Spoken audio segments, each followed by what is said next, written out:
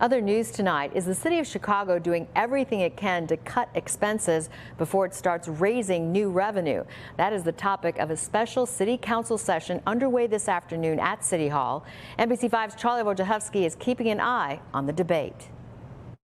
The city didn't get here overnight, and the structural reform won't happen overnight. In a debate over the mayor's budget, the question comes down to where do you cut? What else can we be doing? And where do you build revenue? This analysis was really taking a holistic review of city operations across 9 different work streams for opportunities. At a special city council session this afternoon, alders pointed at a $3 million report from Ernst & Young, outlining efficiencies that could help Chicago close its billion-dollar budget gap, like consolidating city purchasing and reducing health care costs, and asked why more of them weren't implemented.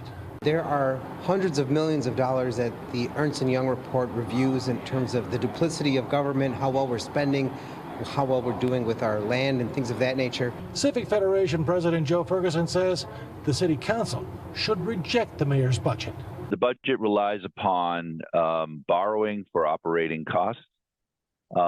It is scraping, digging, steam shoveling, massive amounts of money that is one-time revenue sources in order to plug a hole. Among the most controversial of the mayor's proposals, a new tax on hemp products and a $21 per month per employee head tax that could raise $100 million annually. It's a matter of priority, right? And the cuts that people are talking about, they're talking about cutting in our corporate fund, which overwhelmingly funds our public safety apparatus. The mayor says he is happy with the priorities that he demonstrated in this budget, but he says he is open to changing it somewhat. I'm not going to put forth a budget that undermines our work to driving violence down in the city of Chicago. The city council must have an approved city budget in place by December 31st, in time for the start of the 2026 fiscal year. At City Hall, Charlie Wojciechowski, NBC5 News.